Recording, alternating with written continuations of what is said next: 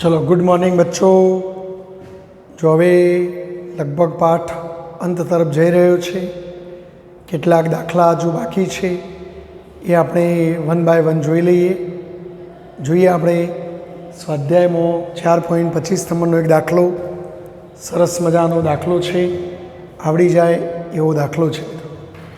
જો એક વિમાનની વાત છે, પૃથ્વીથી 3400 મીટરની ઊંચાઈએ ઉડી રહી છે. ધારો કે આપણે અહીં જમીન બતાવીએ તો આ જમીન ઉપરનું કોઈ બિંદુ O, તો અહીંથી કેટલે ઊંચે, તો વિમાન 3400 મીટરની ઊંચાઈએ આમ ઉડી રહ્યું છે. તો જો આ વિમાનની ઊંચાઈ અંતર આપી દીધું 3400 મીટરની ઊંચાઈએ આ વિમાન ઉડી રહ્યું છે.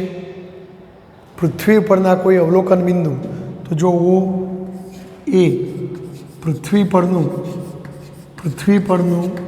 કોઈ અવલોકન બિંદુ આપણે લઈએ, અવલોકન બિંદુ છે O, પૃથ્વી પરનું કોઈ અવલોકન બિંદુ છે. આ બિંદુ પાસે વિમાન દ્વારા 10 સેકન્ડમાં, જો સમય આપ્યો 10 સેકન્ડમાં કપાયેલું અંતર 30 ડિગ્રીનો ખૂણો બનાવે છે. દાખલા તરીકે હું ચલો વિમાનને અહીંથી પેલો વ્યક્તિ આમ આકાશમાં જોઈએ તો ધારો કે અત્યારે વિમાન એ સ્થાને છે, પણ એ 10 સેકન્ડમાં વિમાન અહીંથી ખસીને ધારો કે અહીં આવી ગયું બી સ્થાને, તો T બરાબર 10 સેકન્ડમાં વિમાન ધારો કે એથી બી આગળ આવે છે. આપણે આવું રકમ પ્રમાણે વિચારીએ કે ભાઈ કોઈ અવલોકન બિંદુ આગળ અહીંથી કોઈ વ્યક્તિ આકાશમાં વિમાનને જોઈએ છે, તો એક વિમાન અત્યારે એ સ્થાને હતું પણ 10 સેકન્ડમાં એ બી સ્થાને આવી ગયું. તો જો કેટલો ખૂણો બન્યો મિત્રો, તો આ આખો ખૂણો AOB, તો એ 30 ડિગ્રીનો છે. એથી બી આગળ આવે છે, તેથી ખૂણો AOB બરાબર 30 ડિગ્રી થાય છે. તો આમ કહે છે કે પૃથ્વી પરના કોઈ અવલોકન બિંદુ O આગળ વિમાન દ્વારા 10 સેકન્ડમાં કપાયેલું અંતર, આ જે કપાયેલું અંતર છે આ અંતર 30 ડિગ્રીનો ખૂણો બનાવે છે. એટલે આખો ખૂણો 30 છે મિત્રો. આખો ખૂણો કેટલો છે? 30 ડિગ્રીનો છે. તો આ વિમાનની ઝડપ શોધો. હવે જો અહીંથી અહીં જતો લાગતો સમય છે, હવે ઝડપ એટલે અંતર ભાગ્યા સમય, તો વિમાન આટલેથી આટલે જાય તો એ અંતર જો તમને મળી જાય તો કામ થાય. હવે જો આ ઊભું અંતર તમારી પાસે છે, ધારો કે આ ઊભા અંતરને હું D કહું. જો હવે આખો ખૂણો 30 હતો તો મને કહેશો અડધો ખૂણો કેટલો થાય? 15. એટલે ખૂણો ધારો કે આને વચ્ચે નામ C આપીએ તો AOC, તેથી ખૂણો AOC બરાબર, હું એને θ કહું તો એ 15 ડિગ્રી થશે. તો જો આપણે એક કામ કરીએ, આ અડધું અંતર પહેલાં શોધી કાઢીએ. એ રીતે આ 15, તો આ જેટલું હોય એટલું જ આવો. તો આ AC અંતર શોધ્યું, તો જો ખૂણાની સામેની બાજુ છે તમારી પાસે શોધવાની, અને આ તમે જાણો છો, તો આપણે tan લઈએ. તો ત્રિકોણ AOCમાં tan 15 ડિગ્રી લઈએ આપણે. તો tan એટલે સામેની બાજુ ભાગ્યા પાસેની બાજુ, સામેની બાજુ ભાગ્યા પાસેની બાજુ. હા બોલો, ખૂણાની સામેની બાજુ કઈ? AC, અને પાસેની બાજુ OC. તેથી AC બરાબર OC tan 15. O થી C સુધીનું અંતર એટલે 3400 મીટર ગુણ્યા tan 15ની કિંમત. તો નેચરલ ટેન્જન્ટનું કોષ્ટક જોવું પડે, અને એના ઉપરથી tan 15ની કિંમત 0.2679 આવશે મિત્રો. જોજો તમે નેચરલ ટેન્જન્ટ જોવાનો. તો આ બેનો ગુણાકાર 910.86 આટલા મીટર. તો અમે એથી C સુધીનું અંતર આવ્યું. પણ જો વિમાન 10 સેકન્ડમાં એથી બી આગળ પહોંચીશ તો કુલ અંતર ગણી કાઢીએ. તેથી T સમયમાં કપાતું કુલ અંતર, T સમયમાં કાપેલ કુલ અંતર AB, અને બોલો AB કેટલું હશે? આના કરતો ડબલ, એટલે 2AC. માટે AB બરાબર 2AC ની કિંમત મૂકી દો 910.86. તો આ બેનો ગુણાકાર 1821.72 મીટર। તો આમ વિમાન 10 સેકન્ડમાં જો એથી બી આગળ જાય તો આ કાપેલું અંતર મળી ગયું અને સમય છે તો વિમાનની ઝડપ, તેથી વિમાનની ઝડપ v બરાબર અંતર ભાગ્યા એ માટે લાગતો સમય। બોલો એબીની કિંમત 1821.72, સમય 10 સેકન્ડ, તો 1 દશો ચિહ્ન ખસી જાય તો 182.17 એટલે એપ્રોક્સિમેટલી 182.2 આટલા મીટર પર સેકન્ડ। તો આ વિમાનની ઝડપ। કેટલો સહેલો દાખલો મિત્રો, બોલો વાતને સમજ, રકમની સમજ તો આવડવી જોઈએ। તો ચલો સ્ક્રીનશોટ લઈ લો અને લખી કાઢો, ચોપડાની અંદર આ લખી જ દેવાનું, એક્ઝામ્પલ બધા જ લખવાના મિત્રો, તો લખી દેશો મિત્રો।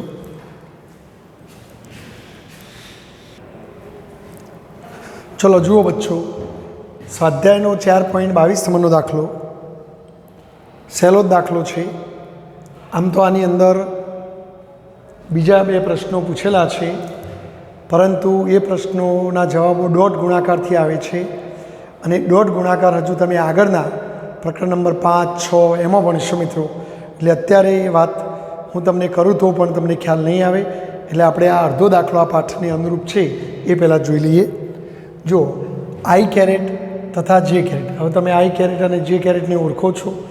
એક્સ અક્ષની દિશામાં એકમ મૂલ્ય ધરાવતા સદિશને આઈ કેરેટ કહેવાય અને વાય અક્ષની દિશામાંના એકમ મૂલ્ય ધરાવતા સદિશને જે કેરેટ કહેવાય। અને રકમો કહીએ દીધું છે કે આઈ તથા જે અનુક્રમે એક્સ અક્ષ અને વાય અક્ષ પરના એકમ સદિશો છે। તો જો હું અહીંયા આલેખીય રીતનો ઉપયોગ કરો, એનો મતલબ આલેખ જેવું દોરીને તમે એનો જવાબ લાવવાનો છે। તો જો આપણે અહીંયા મિત્રો 2 અક્ષો બતાવીએ, જો આ એક્સ અક્ષ, આ વાય અક્ષ, બરાબર, આ ઋણ એક્સ અક્ષ કહેવાય, આ ઋણ વાય અક્ષ કહેવાય, આ ઉગમ બિંદુઓ કહેવાય। આઈ તથા જે અનુક્રમે એક્સ અક્ષ અને વાય અક્ષ પરના એકમ સદિશ છે। તો ચલો એક્સ અક્ષ ઉપર એકમ મૂલ્ય ધરાવતો સદિશ, જો એક સદિશ દોર્યો જેનું મૂલ્ય 1 એકમ, પણ આ સદિશને આપણે આઈ કેરેટ કહીએ। તો મિત્રો આઈ કેરેટનું જો મૂલ્ય લેવામાં આવે, યાની કે એકલો આઈ કેરેટ બરાબર 1 એકમ હોય। એ રીતે જો આપણે આને કલર ચોકથી દોરીશું, એ જ રીતે વાય દિશામાંના એકમ સદિશને એકમ મૂલ્ય ધરાવતો સદિશ, તો એ એકમ સદિશને જે કેરેટ કહેવાય મિત્રો। તો જો આ જે કેરેટ, પણ એનું મૂલ્ય જો લેવામાં આવે તો જે કેરેટનું મૂલ્ય એટલે કે એક માનાંકમાં લખો અથવા એકલો છે 1 એકમ હોય। તો આમ આ 2 સદિશોથી તમે પરિચિત છો। તો હવે આપણને પ્રશ્ન પૂછ્યા કે સદિશો આઈ પ્લસ જે, તો આઈ અને જેનો સરવાળો, અને અહીંયા આઈ અને જેની બાદબાકી, તો એ બંનેના મૂલ્યો અને દિશા શોધો। સૌથી પહેલાં આપણે આઈ પ્લસ જેની વાત કરીએ। આઈ પ્લસ જે સદિશની આપણે વાત કરીશું। તો જો બેનો સદિશ સરવાળો, તો આપણે ત્રિકોણની રીત અથવા સમાંતર બાજુ ચતુષ્કોણની રીત વાપરીએ મિત્રો। તો જો સમાંતર બાજુ ચતુષ્કોણની રીત વાપરવી હોય તો આઈ પ્લસ જે, તો બેનો સરવાળો કરવા માટે સમાંતર બાજુ ચતુષ્કોણ દોરો, તો આ વિકર્ણ એ પરિણામી જવાબ બતાવે। તો આ વિકર્ણને આપણે શું કહીશું? આઈ પ્લસ જે, આઈ કેરેટ વત્તા જે કેરેટ, તો એ આ દિશામાં હશે। બોલો ખ્યાલ આવી ગયો? તો આમ આઈ પ્લસ જે, હવે એનું મૂલ્ય શોધવું છે મિત્રો। તો આપણે જો મિત્રો યાદ કરો કે ભાઈ એ સદિશ વત્તા બી સદિશનું મૂલ્ય, અને આપણે ત્યાં યાદ કરું કે આ એ સદિશ હોય, આ બી સદિશ હોય, અને એનો પરિણામી સદિશ જો આર હોય તો આર સદિશ બરાબર એ વત્તા બી કહેતા, અને જો આર સદિશનું મૂલ્ય બરાબર વર્ગમૂળમાં પહેલા સદિશના મૂલ્યનો વર્ગ, બીજા સદિશના મૂલ્યનો વર્ગ વત્તા 2ab cos θ। અહીં આર ના લખવું હોય તો જો આરનું મૂલ્ય તો એ પ્લસ બીનું મૂલ્ય, તો એ સીધું તમે આવું લખી શકો એ પ્લસ બીનું મૂલ્ય। તો એમ અહીંયા એ પ્લસ બીનું મૂલ્ય બરાબર, તો આવું સૂત્ર હોય તો એ રીતે આપણે અહીંયા મૂલ્ય શોધીએ। જુઓ, તેથી આઈ સદિશ વત્તા જે સદિશનું મૂલ્ય, તો વર્ગમૂળમાં આઈના મૂલ્યનો વર્ગ, જેના મૂલ્યનો વર્ગ વત્તા 2 આઈનું મૂલ્ય, જેનું મૂલ્ય cos θ। સેમ આ ઉપરથી. તો જો હવે મિત્રો બોલો આઈનું મૂલ્ય, તો આઈનું મૂલ્ય કેટલું હોય 1. તો વર્ગમૂળમાં 1નો વર્ગ, જેનું મૂલ્ય પણ 1, 1નો વર્ગ 2, 1 1 કોસ 2 સદીશો વચ્ચેનો ખૂણો. તો જો આઈની દિશા આમ, જેની દિશા આમ, તો આ 2 વચ્ચેનો ખૂણો 90 થાય, એટલે અહીંયા 90. હવે કોસ 90 મિત્રો બોલો કોસ 90, તો કોસ 90 0, 0 ગુણ્યા બધું 0, તો આ પદ 0. 1નો વર્ગ 1, 1નો વર્ગ 1, તો √2. તો આમ મિત્રો આઈ પ્લસ જેનું મૂલ્ય √2 એકમ આવશે. તો એમના મૂલ્યો શોધવાના હતા, તો આ મૂલ્ય શોધાઈ ગયું. ચલો એની દિશા શોધી કાઢીએ. તો ધારો કે આપણો આ પરિણામી સદિશ એક્સ અક્ષ સાથે કંઈક ખૂણો બનાવે છે. તો આપણે જો ખૂણો શોધી કાઢીએ મિત્રો, તો બરાબર જો આપણે tan થીટા લઈએ તો એ tan થીટા બરાબર સામેની બાજુ, ધારો કે આપણે સગવડતા માટે નામ આપીએ ઓ એ બી, તો બોલો tan થીટા એટલે સામેની બાજુ એ બી ભાગ્યા પાસેની બાજુ ઓ એ. હવે બોલો આ એ બીની લંબાઈ કેટલી હોય, તો જેના મૂલ્ય જેટલી, અને જેનું મૂલ્ય 1 એકમ, એ રીતે ઓ એની લંબાઈ આઈના મૂલ્ય જેટલું, તો એ 1 એકમ. હવે ટેનમાં કોની કિંમત 1 મિત્રો 45ની, તો થીટા બરાબર 45 ડિગ્રી. આમ આઈ પ્લસ જે સદિશની દિશા એક્સ અક્ષ સાથે થીટા બરાબર 45 ડિગ્રીના ખૂણે હશે.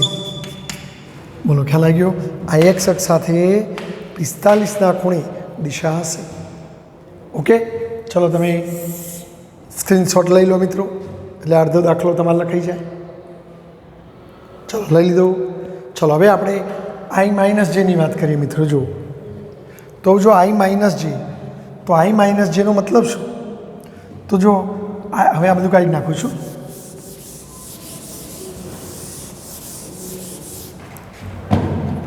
તો જો i caret minus j caret, that means i caret વત્તા માઇનસ જે કેરેટ. બોલો આવું લખાય કે ના લખાય? એટલે કે આઈમાં જેનો વિરોધી ઉમેરવાનો. તો જો આઈ તો અહીં જ છે મિત્રો, પણ જેનો વિરોધી, હવે જે ઉપર હોય તો એનો વિરોધી અહીં નીચે આવે, તો આને માઇનસ જે કહેવાય. તો હવે આપણે આ બંનેનો પરિણામી જવાબ શોધવો હોય તો આ આઈ અને આ માઇનસ જે, તો બેનો પરિણામી જવાબ શોધવો તો સમાંતર બાજુ ચતુષ્કોણની રીત. તો આ વિકર્ણ એ પરિણામી જવાબ કહેવાય. તો આને કહેવાય આઈ માઇનસ જે કેરેટ કહેવાય મિત્રો. ધારો કે આપણે આને ડી નામ આપીએ, બરાબર, ખ્યાલ આવી ગયો? તો આઈ માઇનસ જેની દિશા આમ હોય. ચલો પહેલાં આપણે એનું મૂલ્ય શોધી કાઢીએ. તેથી આઈ માઇનસ જેનું મૂલ્ય, હવે જો મિત્રો એ વત્તા બીનું મૂલ્ય આવું આવે, જો એ ઓછા બીનું મૂલ્ય કહે તો ખાલી અહીંયા માઇનસ આવી જાય. તો આપણા આઈ માઇનસ જેનું મૂલ્ય, તો વર્ગમૂળમાં પહેલા સદિશના મૂલ્યનો વર્ગ, બીજા સદિશના મૂલ્યનો વર્ગ minus 2 ij cos theta. Theta એ આઈ જે વચ્ચેનો ખૂણો, ધ્યાન રાખજો. આ થીટા એ આઈ અને જે વચ્ચેનો ખૂણો છે મિત્રો. એટલે ભૂલથી કોઈ આરે ના સમજી બેસતા. આ તો પેલો ખૂણો શોધવા આપણે લીધો હતી, બરાબર. એટલે જો ને આપણે એક કામ કરીએ હોય, પહેલાંમાં મિસ્ટેક કરી આલ્ફા લખી દેજો તમે, બરાબર. એટલે પેલું tan થીટા લખી દો, એની જગ્યાએ tan આલ્ફા લખી દેજો, અને ત્યાં જે જવાબ આવે એમાં આલ્ફા લખજો, એટલે મિસગાઈડ ન થાય. તો ચલો આપણે શોધી કાઢીએ. તો આઈ કેરેટ માઇનસ જે કેરેટનું મૂલ્ય, તો વર્ગમૂળમાં હવે આઈનું મૂલ્ય 1 એકમ હોય, તો 1નો વર્ગ 2 1 1 કોસ ખૂણો, તો એ ખૂણો 90 થવાનો, કારણ કે આ અહીં આમ છે ને માઇનસ જે આમ છે, તો બે વચ્ચેનો ખૂણો 90 થાય. અને કોસ 90 0 થઈ જાય, તો પછી આનો એ જવાબ √2 આવે. તો આઈ કેરેટ માઇનસ જે કેરેટનું મૂલ્ય √2 આવે. હવે જો આપણો આ પરિણામી સદિશ અહીં આવ્યો તો એ નીચે તરફ ખૂણો બનાવે છે. તો ચલો આ ખૂણો શોધી કાઢીએ. ધારો કે આ ખૂણો આલ્ફા, તો જો tan આલ્ફા શોધી કાઢીએ. તો tan આલ્ફા બરાબર એટલે ઓ એ ડી, ત્રિકોણ OAD પરથી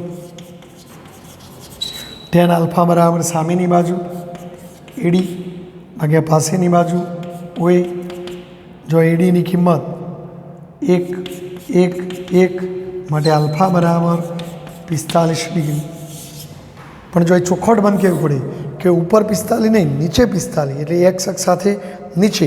જો ઉપરના ખૂણાને ધન કહો તો નીચેના ખૂણાને ઋણ કહેવાય, તો પછી -45 કહીશું. તો આમ એક્સ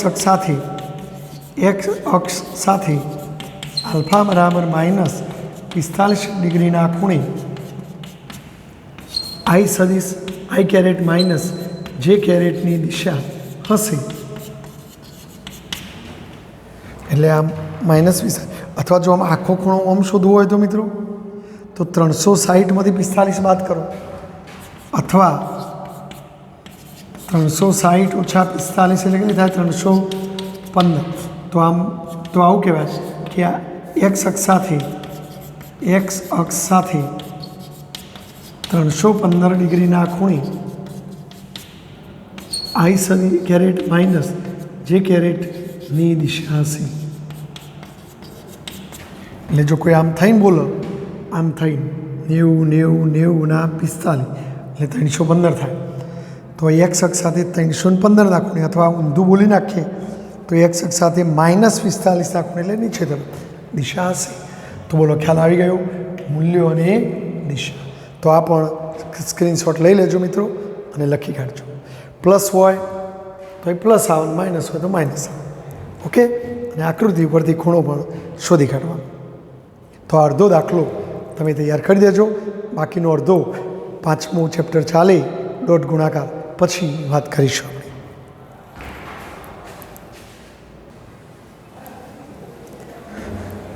જો વિદ્યાર્થી મિત્રો સ્વાધ્યાયના 1 થી 7 નંબરના દાખલા જેમાં ખાલી પ્રશ્નો તમને પૂછ્યા છે કે નીચે આપેલી ભૌતિક રાશિઓમાંથી દર્શાવો કે કઈ સદિશ રાશિ છે અને કઈ અદિશ રાશિ છે. એટલે આવા પ્રશ્નો OMRમાં તમને પૂછી શકાય. જો હું ઝડપથી એના જવાબો તમને સમજાવી દઉં. સ્વાધ્યાયનો પહેલો દાખલો 4.1 નીચે આપેલી ભૌતિક રાશિઓમાંથી દર્શાવો કે કઈ સદિશ રાશિ છે અને કઈ અદિશ રાશિ છે. સદિશ એટલે મૂલ્ય અને દિશા બંનેની જરૂર પડતી, અને અદિશ એટલે માત્ર મૂલ્યની જ મદદથી એને સમજી શકાય.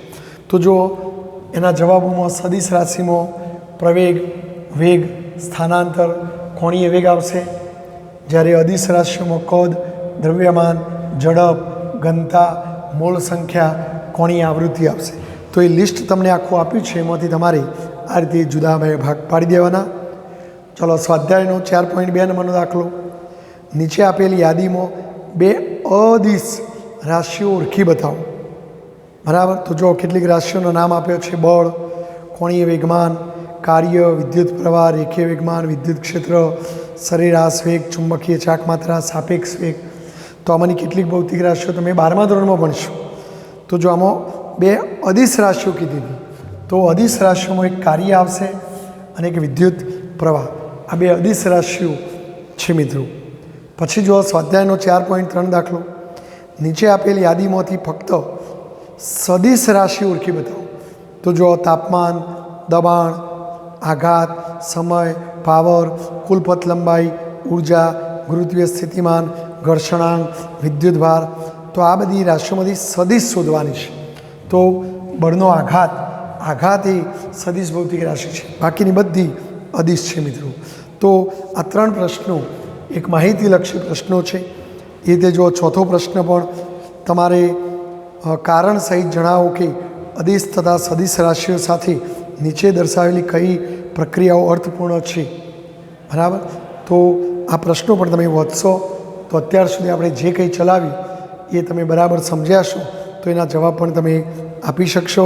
પછી સ્વાધ્યાયનો 4.5 નંબરનો દાખલો પણ તમે કથનો વાંચવાનો છે, અને એ વિધાન સાચું છે કે ખોટું એ કારણ સહિત તો તમે અત્યાર સુધી જે કંઈ ભણ્યા એ પ્રમાણે તમારે એના પ્રશ્નોના જવાબો આપવાના, અને કેમ તમે સાચું કહેશો, કેમ ખોટું કહેશો એ કારણ પણ તમારે રજૂ કરવાનું.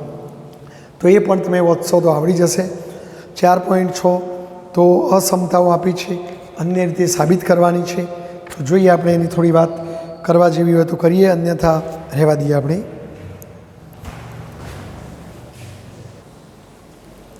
જો મિત્રો, આ એક અસમતા મેં લખી છે. નીચે દર્શાવેલ અસમતાઓ ભૌમિતિક રીતે કે અન્ય રીતે સાબિત કરો. જો અહીંયા બે સદીશોનો સરવાળો અને એનું મૂલ્ય એ બંનેના મૂલ્યોના સરવાળા જેટલું કે ઓછું આ સાબિત કરવાનું છે. દાખલા તરીકે તમે બે સદીશો જુદી જુદી દિશાના લો, આ એ સદીશ અને આ બી સદીશ. તો જો હું પહેલાં એ પ્લસ બી શોધી કાઢું મિત્રો, તો જો આપણે એ પ્લસ બી શોધવું હોય તો આ સદીશ એ, ધારો કે એને નામ આપો ઓપી, તો અહીં આપણે લખવું પડે કે ઓપી સદીશ બરાબર એ સદીશ. અમારે એ પ્લસ બી શોધવો છે તો એના શીર્ષ પર બીનું પૂછ મૂકો. જો આ બીનું પૂછ મૂક્યું, ધારો કે આને ક્યુ નામ આપું તો પીક્યુ, તો એ પીક્યુ સદીશ બરાબર કયો સદીશ થવાનો મિત્રો? બી સદીશ. બોલો, હવે આ બંનેનો પરિણામી જવાબ શોધવો હોય તો પહેલાંના પૂછ અને બીજાના શીર્ષને જોડો તો એ પરિણામી જવાબ કહેવાય. તો ઓક્યુ, તો અહીં ઓક્યુ સદીશ બરાબર એ સદીશ વત્તા બી સદીશ થાય. બોલો, અહીં મિત્રો એ સદીશ વત્તા બી સદીશનું મૂલ્ય જે આ રેખાખંડની લંબાઈ જેટલી થાય. અથવા જો આપણે એક કામ કરીએ પહેલાં, બોલો અહીંયા ઓક્યુ રેખાખંડની લંબાઈ શું ઓપી રેખાખંડની લંબાઈ અને પીક્યુ રેખાખંડની લંબાઈના જેટલી હશે મિત્રો? તો તમે ફૂટપટ્ટીથી આમ ચેક કરો મિત્રો, તો આ બેનો સરવાળો કરો તો આ નાની થાય. એનો મતલબ કે અહીં આવું થશે બરાબર. અહીં ઓપી અને પીક્યુનો સરવાળા કરતો આ નાનું થવાનું. હવે ઓક્યુ એટલે એ સદીશ અને બી સદીશના મૂલ્ય, એ વત્તા બીના મૂલ્યનું માપ છે. જ્યારે ઓપી એટલે એ સદીશના મૂલ્ય અને પીક્યુ એટલે બી સદીશનું મૂલ્ય. તો આમ પરિણામ નંબર 1. તો આમ એના મૂલ્ય અને બીના મૂલ્યના સરવાળા કરતાં એ પ્લસ બીનું મૂલ્ય ઓછું જુઓ. પરંતુ જો થીટા 0 બંને એક જ દિશામાં હોય, મિત્રો આ બંને સદીશો એક જ દિશામાં હોય તો જો આપણે બે અલગ અલગ લીધા, એના બદલે ધારો કે એ સદીશે આમ લો અને બી સદીશે આમ લો મિત્રો, તો હવે જો બંનેનો સરવાળો તમે કરી જુઓ તો જો આ પહેલાં એક સદીશ મૂકીએ ઓ પી સદીશ જે એ સદીશ બતાવે છે. હવે એમાં મારે બી ઉમેરવો છે તો પહેલાંના પૂછ આગળ બીને ઉમેરો, તો જો આ બી સદીશ, તો એ પરિણામી જવાબ આ થવાનો ઓક્યુ. તો અહીંયા મિત્રો ઓક્યુ સદીશ બરાબર ઓપી સદીશ વત્તા પીક્યુ સદીશ. તો અહીંયા ઓક્યુ એટલે આ બેનો સરવાળો થવાનો, તો એ વત્તા બી થવાનો, અથવા આપણે જો એ સદીશ વત્તા બી સદીશ. તો અહીં ઓક્યુ સદીશ બરાબર આવું થવાનું. પણ અહીં તમે જુઓ મિત્રો, આ આખા રેખાખંડની લંબાઈ ઓક્યુ સદીશનું મૂલ્ય એ સદીશના મૂલ્ય અને બી સદીશના મૂલ્ય જેટલું થશે. અને જો ઓક્યુનું મૂલ્ય એટલે એ પ્લસ બી સદીશનું મૂલ્ય, તો એના મૂલ્ય અને બીના મૂલ્યના સરવાળા જેટલું થાય. ધારો કે આ લંબાઈ 4 એકમ હોય, આ લંબાઈ 5 એકમ હોય, તો કુલ લંબાઈ 9 એકમ થાય કે ના થાય? અથવા જો આપણે પેલી ગણતરીની રીત કે ભાઈ એ પ્લસ બી સદીશનું મૂલ્ય બરાબર વર્ગમૂળમાં એનો વર્ગ વત્તા બીનો વર્ગ વત્તા 2ab કોસ થીટા બરાબર વર્ગમૂળમાં એનો વર્ગ વત્તા બીનો વર્ગ વત્તા 2ab કોસ. હવે જો એક જ દિશામાં હોય તો થીટા 0, તો અહીં 0 મૂકો અને બોલો કોસ 0 1, તો વર્ગમૂળમાં એ સ્ક્વેર પ્લસ બી સ્ક્વેર પ્લસ 2ab. પણ મિત્રો આ તો પેલું નિત્યસમ, એ સ્ક્વેર પ્લસ 2ab પ્લસ બી સ્ક્વેર એટલે એ પ્લસ બીનો વર્ગ અને એ પ્લસ બીનો વર્ગને વર્ગમૂળ જતું રહે એટલે એ પ્લસ બી. હવે એ એટલે એનું મૂલ્ય વત્તા બી એટલે બીનું મૂલ્ય. તો તમે જોઈ શકો છો કે એ સદીશ પ્લસ બી સદીશનું મૂલ્ય બંનેના મૂલ્યોના સરવાળા જેટલું આવ્યું. તો જો આ ટાઈપના સદીશો હોય તો મૂલ્યના સરવાળા કરતાં ઓછું હોય અને બે એક જ દિશાના હોય તો સરખું હોય. તો આમ 1 અને 2 ઉપરથી તો હવે આપણે છેલ્લે લખવાનું જો અહીંથી પરિણામ 1 અને 2 પરથી કહી શકાય કે 1 અને 2 ઉપરથી કહી શકાય કે એ સદીશ પ્લસ બી સદીશનું મૂલ્ય એના મૂલ્ય અને બીના મૂલ્યના સરવાળા જેટલું પણ આવી શકે, પણ ક્યારે બે એક જ દિશામાં હોય તો તો હંમેશા ઓછું આવે. એટલે આવું તમે લખી શકો મિત્રો. તો જો આ એક અસમતા મેં સમજાઈ તો એ રીતે બીજી 3 અસમતાઓ છે એ તમે તમારી રીતે સમજી શકશો મિત્રો. તો એ પણ તમને આવડવી જોઈએ. ઓકે, તો હવે એ બધું તમે જાતે સેલ્ફ પ્રયત્ન કરજો. એટલું હું તમને હોમવર્કમાં આપું છું મિત્રો. પરીક્ષામાં ખાસ આવું ઓછું પૂછાય પણ છતાં આપણને આવડવું જોઈએ.